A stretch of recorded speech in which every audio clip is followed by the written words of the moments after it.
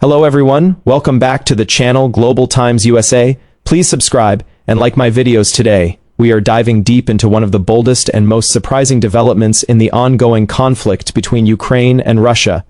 An event that has shocked the world and reshaped modern warfare. 93 drones striking Moscow in a single night. This wasn't just another attack.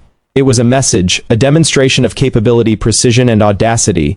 It was the night when the skies over Moscow were filled with small humming machines carrying more than explosives. They carried symbolism, defiance, and a declaration that no place, even the heart of power, was untouchable.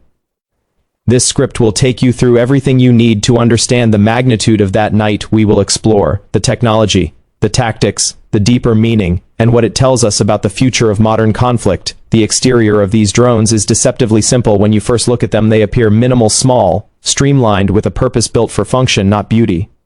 Their sleek outlines absorb radar, their compact frames glide quietly through the air. They are shaped by necessity and crafted by strategy.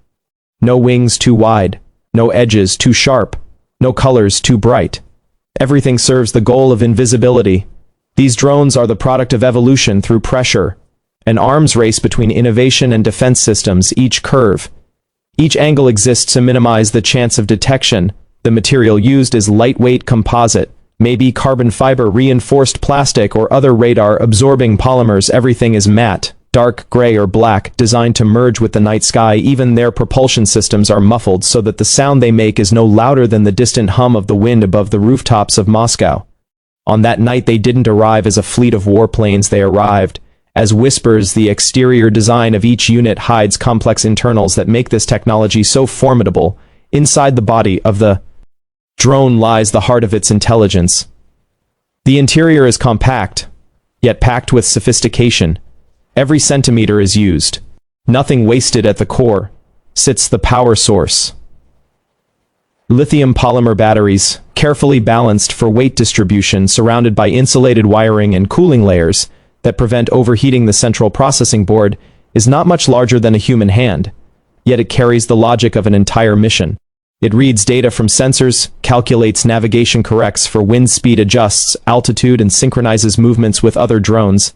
In the swarm, it is like a brain operating at lightning speed, without emotion, without hesitation. Around this brain sit the nerves and muscles of the drone, the guidance systems, the gyroscopes, the accelerometers, the GPS receivers, and the communication transceivers.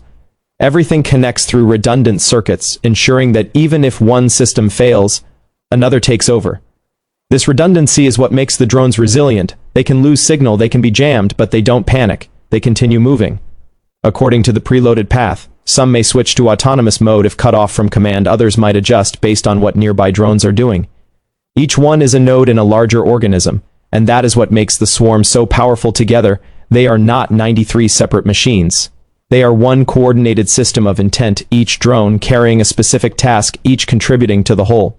Some carry explosives, others act as decoys, some jam radar signals, while others record data. Their interiors differ slightly depending on role, but all share the same underlying architecture: power control, navigation, and payload, working in harmony in the darkness above the city.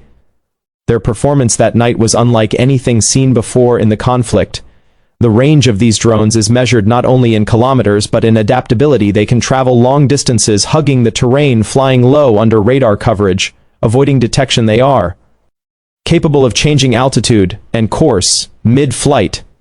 To respond to interference, they operate quietly at speeds that make interception difficult. They can loiter above a target, waiting for the right moment, or dive down in precision strikes. Their engines, optimized for endurance, allow them to travel hundreds of kilometers without human input. The coordination required to launch 93 at once is staggering. It implies a command structure and logistical sophistication few thought Ukraine had achieved. Yet here it was in action. Every drone launched from hidden sites, possibly across different regions, but following synchronized timing signals to converge over Moscow within the same window of time. This is swarm warfare at its most evolved, a living demonstration of distributed intelligence.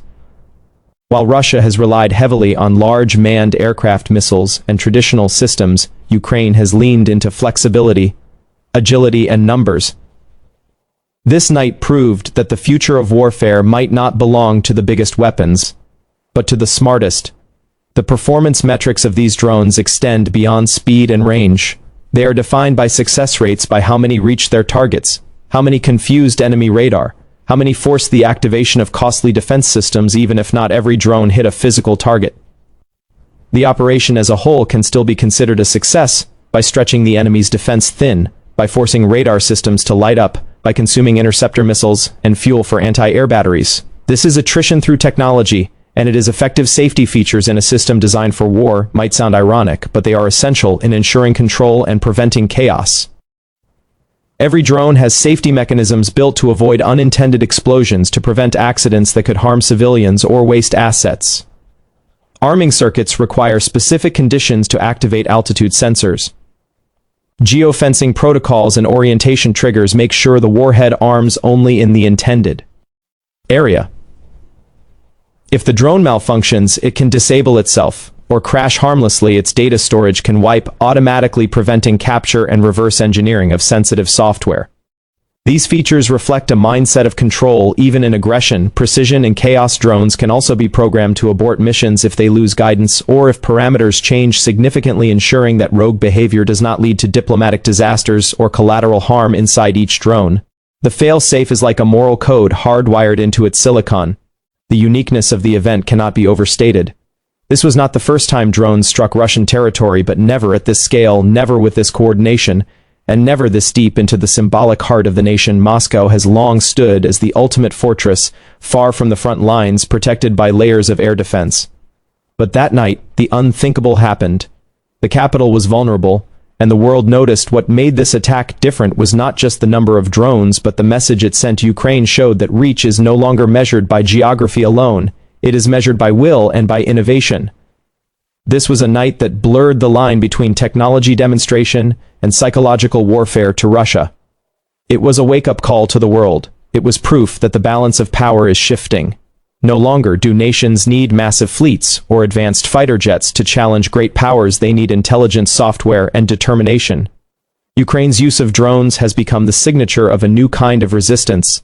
Small, inexpensive machines carrying big strategic value. The unique selling points of these systems are versatility, scalability, and cost-effectiveness. Compared to traditional weapons, a drone can be built for a fraction of the price it takes to produce a missile or maintain a jet, and when launched in large numbers, they can overwhelm the most advanced defenses. This cost asymmetry is what makes drone warfare so powerful. The loss of a few drones means little compared to the economic and psychological damage inflicted on the opponent. The modularity of design allows rapid production. New versions can be built, tweaked, and tested in days instead of months or years. And because the technology draws from commercial components, innovation moves faster than traditional military procurement cycles. Ukraine has effectively turned necessity into invention. Every setback becomes an opportunity to adapt, to improve, to evolve. This agility is the core of their strategy. It is also why even large powers find it hard to counter such tactics. The estimated cost of this specific operation is difficult to pinpoint, but analysts suggest that each drone might cost anywhere between $20,000 and $100,000 depending on sophistication. Multiply that by 93, and you have an operation worth several $1,000,000, still a small fraction compared to the billions that traditional warfare consumes. And the psychological price paid by the defender is immeasurable for Russia. The strike forced a re-evaluation of its defensive network. Every radar, every interceptor system had to be recalibrated.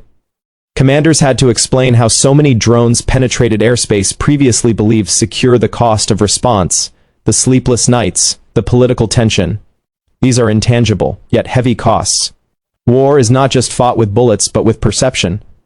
The value of an operation like this lies as much in the message as in the material impact. The conclusion that emerges from this event is clear.